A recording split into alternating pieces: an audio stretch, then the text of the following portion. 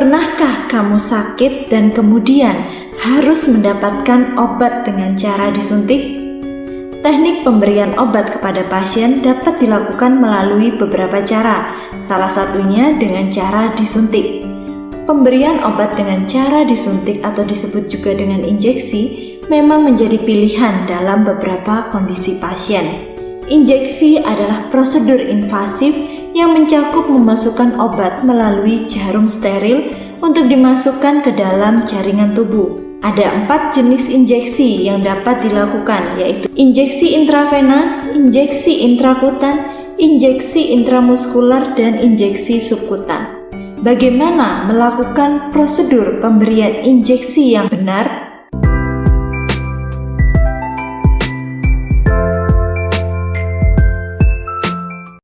Selamat datang di channel Analisa Kesehatan dengan saya Wahyu Deningsi. Dalam video kali ini saya akan menjelaskan tentang injeksi subkutan. Apa yang dimaksud dengan injeksi subkutan? Injeksi subkutan merupakan sebuah prosedur memberikan atau memasukkan obat ke dalam jaringan subkutan. Dalam bagian kulit terdiri dari beberapa lapisan. Yang pertama yaitu epidermis, dermis, jaringan subkutan, dan otot. Untuk injeksi subkutan dapat diberikan di jaringan subkutan dengan sudut 45 derajat. Apa tujuan dilakukan injeksi subkutan itu? Injeksi subkutan bertujuan untuk memberikan obat. Hal ini bertujuan untuk memberikan efek terapeutik obat. Biasanya injeksi subkutan diberikan untuk terapi insulin. Pemberian terapi insulin digunakan untuk mengontrol kadar gula darah, terutama pada pasien yang mengalami diabetes mellitus.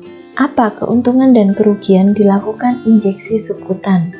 Keuntungan yang pertama yaitu obat dapat menyebar dan diserap secara perlahan-lahan. Yang kedua, memerlukan keahlian sederhana untuk melakukan injeksi ini. Kerugiannya yaitu adanya rasa sakit saat penyuntikan, dan injeksi tidak dapat digunakan untuk volume obat yang terlalu besar. Selain itu, injeksi intrakutan termasuk injeksi yang lebih lambat jika dibandingkan dengan pemberian secara intramuskular. Injeksi intrakutan dapat menyebabkan ansietas atau kecemasan yang berlebihan dan lebih bersifat subjektif. Di mana area untuk injeksi subkutan dilakukan? Injeksi subkutan dilakukan di beberapa area injeksi, yaitu bagian tubuh yang ada bantalan lemak dengan ukuran memadai seperti pada abdomen, paha atas sisi lateral, punggung bagian atas, dan lengan atas sisi lateral. Namun, jika pemberian terapi dilakukan secara berulang dengan injeksi subkutan, maka area injeksi subkutan perlu dirotasi secara reguler untuk meminimalkan kerusakan jaringan, membantu absorpsi obat, dan menghindari ketidaknyamanan pada pasien. Berikut adalah area untuk injeksi subkutan yang tergambar pada area titik-titik pada bagian tubuh tersebut. Apa persiapan dalam injeksi subkutan? Persiapan alat yang diperlukan yaitu instrumen, spet sesuai dengan volume obat sesuai dengan terapi, alkohol swab, dan bengkok. Apa hal yang perlu diperhatikan dalam pemberian injeksi subkutan? Kriteria kulit area injeksi: kulit yang tidak mengalami infeksi, kulit yang tidak terluka, dan kulit yang tidak mengalami alergi.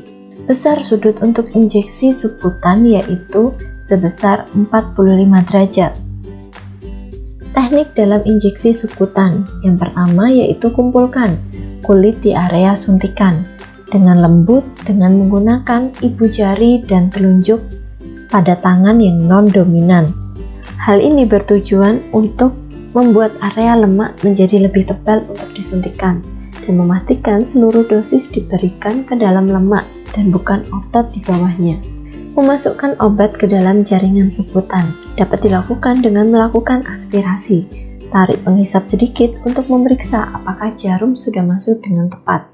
Jika ada darah saat aspirasi, hal tersebut menunjukkan bahwa jarum masuk ke dalam pembuluh darah. Cabut segera spet dan ganti dengan spet dan obat yang baru. Yang kedua, tidak keluar darah saat aspirasi, maka masukkan obat secara perlahan-lahan. Ingat selalu untuk mendokumentasikan pemberian obat pada lembar catatan obat, termasuk evaluasi respon pasien setelah tindakan injeksi. Terima kasih sudah menonton video ini. Jangan lupa like, share, dan subscribe untuk mendukung channel ini dalam memberikan konten yang berkualitas.